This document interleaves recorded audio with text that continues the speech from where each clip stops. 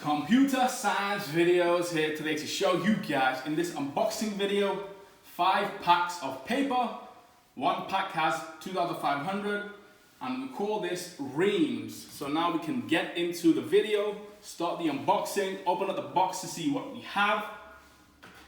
And we know what we are looking for, so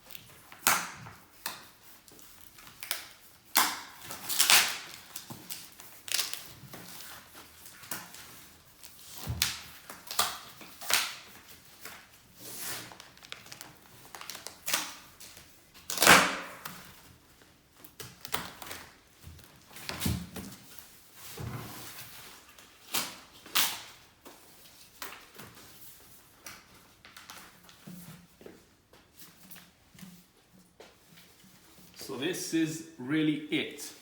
A4 210 times 297, 500 sheets.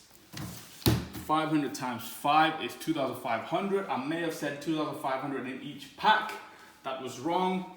This is the reality.